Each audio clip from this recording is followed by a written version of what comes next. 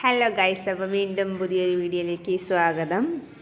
അപ്പോൾ ഇന്ന് ഞായറാഴ്ചയായിട്ട് കുറച്ച് ബീഫ് മേടിച്ചു. അപ്പോൾ ഞാൻ വിചാരിച്ചെങ്കിൽ അതൊരു വീഡിയോ ആക്കി കളയാം. ദിവസം കൊണ്ട് വീഡിയോ ഒന്നും അങ്ങനെ ഇടുന്നില്ല. വീഡിയോ ഇടാൻ പറ്റാത്ത സാഹചര്യമായിപ്പോയി ഗൈസ്, അതാണ്. അപ്പോൾ ആദ്യം തന്നെ പറയാം, എൻ്റെ ചാനൽ സബ്സ്ക്രൈബ് ചെയ്തിട്ടില്ലാത്തവരൊന്ന് ചാനൽ സബ്സ്ക്രൈബ് ചെയ്ത് സപ്പോർട്ട് ചെയ്യണം. വീഡിയോ ഇഷ്ടമായെങ്കിൽ ലൈക്കും കമൻറ്റും ചെയ്തോളാം കേട്ടോ.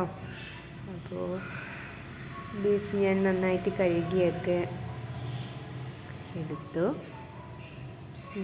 ഒരു 3-4 വെള്ള കഴുകിയെടുത്തു. വിനാഗിരി ഒഴിച്ച് കഴുകിയാൽ പെട്ടെന്ന് അതിൻ്റെ ചോര ഒക്കെ പോകുന്നത് കേട്ടിട്ടുണ്ട്. പക്ഷേ വിനാഗിരി ഇല്ലായിരുന്നു ഗൈസ്. അതുകൊണ്ട് ഞാൻ 3-4 വെള്ളമൊക്കെ വൃത്തിയാണെങ്കിൽ നന്നായിട്ട് ഒഴിച്ച് തിരുമ്മി കഴുകിയൊക്കെ എടുത്തു. ഞാനിത് ഉള്ളിയൊക്കെ വഴറ്റി ആണ് സാധാരണ വെക്കാറ് ഇടക്കാലം കൊണ്ട്. പക്ഷേ ഇത് ഇന്നിപ്പോൾ ഞാൻ ചെയ്യാൻ പോകുന്നത് വെച്ചാൽ ഒന്നും വഴറ്റുന്നില്ല ഗൈസ്, എല്ലാം കൂടി ഇട്ട് വേവിക്കുകയാണ്. അപ്പോൾ അങ്ങനെയാണ് ചെയ്യുന്നത്. പണ്ടൊക്കെ ഞങ്ങളെ വീട്ടിൽ അങ്ങനെയാണ് ചെയ്യുന്നുണ്ട്. അത് ഞങ്ങളെയൊക്കെ കുഞ്ഞിലെ, അതായത് ഞാൻ 1-ാം ക്ലാസ്സിലൊക്കെ പഠിക്കുന്ന ആ ഒരു ടൈമിൽ, ഒരു 6-7 വയസ്സൊക്കെ ഉള്ള സമയത്തൊക്കെ ഇങ്ങനെയാണ് ചെയ്യാറ്. അപ്പോൾ അത് ഞാനെങ്കിൽ ഇന്ന് അങ്ങനെ ചെയ്യാമെന്ന് വിചാരിച്ചു.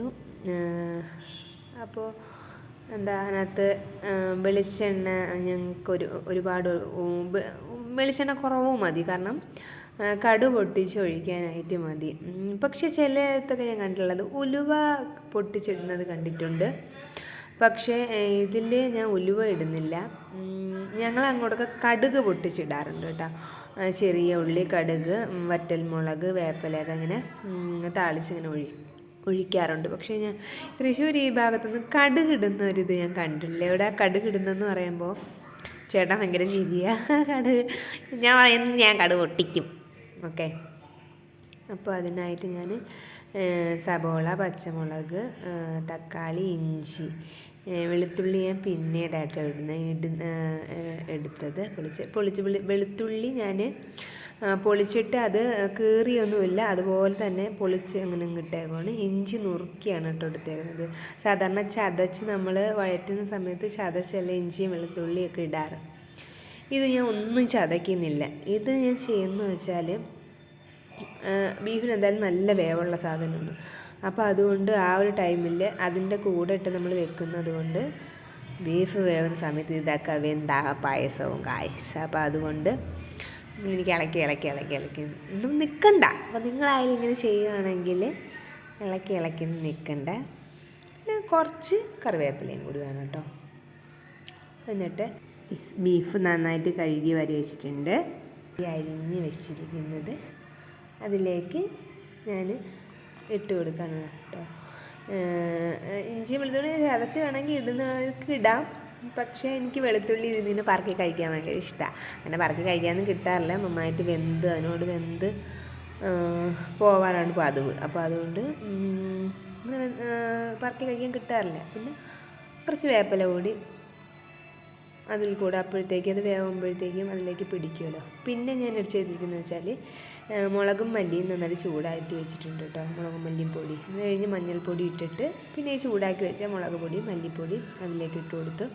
മുളക് പൊടി, മല്ലിപ്പൊടി, മുളക് വലിയ 1 ടീസ്പൂൺ എടുത്തു, മല്ലിപ്പൊടി വലിയ 1.5 ടീസ്പൂൺ എടുത്തു കേട്ടോ. ഞാൻ അങ്ങനെയാണ് ചെയ്യാറ്. ഇത് നിങ്ങളൊക്കെ എങ്ങനെയാണ് ചെയ്യാറെന്ന് വെച്ചാൽ എനിക്കറിയത്തില്ല. Okay guys, okay. അപ്പോൾ എന്നിട്ട് കാണുന്ന ആ വലിയ സ്പൂൺ വെച്ചിട്ടാട്ടോ മുളക് പൊടി, മല്ലിപ്പൊടിയൊക്കെ എടുത്തിരിക്കുന്നത്. ഉപ്പ് ഞാൻ ഇപ്പോൾ ഇട്ട് കൊടുക്കുന്നില്ല. ഉപ്പ് ലാസ്റ്റാണ് ഇടുന്നത്. കാരണം ഉപ്പ് ഇട്ടാൽ ഇത് പെട്ടെന്ന് വെന്ത് കിട്ടില്ല എന്ന് പറയും. അതായത് ഇറച്ചി ഉറച്ച് പോവും. നമ്മൾ വെളുത്തുള്ളിയും ഇഞ്ചിയും തക്കാളി, സബോളയൊക്കെ വാട്ടുമ്പോഴത്തേക്ക് ഉപ്പ് ഇട്ട് കൊടുക്കുമ്പോഴത്തേക്ക് പെട്ടെന്ന് വഴണ്ടി കിട്ടുമെന്ന് പറയും. പക്ഷേ ഈ കഷ്ണങ്ങൾ ഇങ്ങനെ വേവിക്കുമ്പോൾ നമ്മൾ മുമ്പേ ഉപ്പിട്ടാൽ അത് കുക്കറിലൊക്കെ ആണെങ്കിൽ ഓക്കെ, അല്ല നമ്മൾ അടുപ്പിലാണ് വെക്കുന്നതെങ്കിൽ, വിറകടുപ്പിലാണ് വെക്കുന്നതെങ്കിൽ കഷ്ണം ഉറച്ച് പോകും, വേവാൻ ഭയങ്കര പാടാണെന്ന് കേട്ടിട്ടുണ്ട്. ഞാനതുകൊണ്ട് കഷ്ണം ഇപ്പം വിറകടുപ്പിലാണ് കഷ്ണങ്ങൾ, പച്ചക്കറി ആണെങ്കിൽ പോലും വിറകടുപ്പിലാണ് ചെയ്യുന്നതെങ്കിൽ ഉപ്പ് ഞാൻ ലാസ്റ്റേ ഇടത്തുള്ളൂ. അതിൻ്റെ കൂടെ ഞാൻ ഉപ്പിടാറില്ല. എന്നിട്ട് ഇതെല്ലാം കൂടി ഒന്ന് ഇളക്കി യോജിച്ചു. ലാസ്റ്റ് കുറച്ച് ചെറിയ ഉള്ളി പൊളിച്ചത് കൂടി ഞാൻ ഇട്ട് കൊടുത്തു കേട്ടോ. എന്നിട്ട് ഗരം മസാലപ്പൊടി, കുരുമുളക് പൊടി, ഉപ്പ്. ഇത് നന്നായിട്ട് ചിക്കനൊന്ന് ബീഫ് വെന്തതിന് ശേഷമാണ് ഇട്ട് കൊടുത്തത്.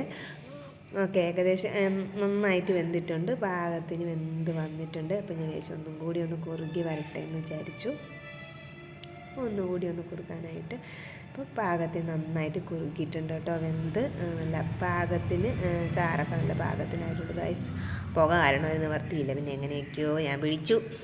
ഓക്കെ, അത് കഴിഞ്ഞിട്ട് പിന്നെ ഞാൻ അതാ പാത്രത്തിൽ നിന്ന് മാറ്റുന്നത് വെച്ചാൽ ഞാൻ മൺചട്ടി എടുത്ത് വെക്കുകയാണ് കേട്ടോ. മൺചട്ടിയിൽ വെളിച്ചെണ്ണ ഒഴിച്ചിട്ട് കടുക് ഇട്ടു.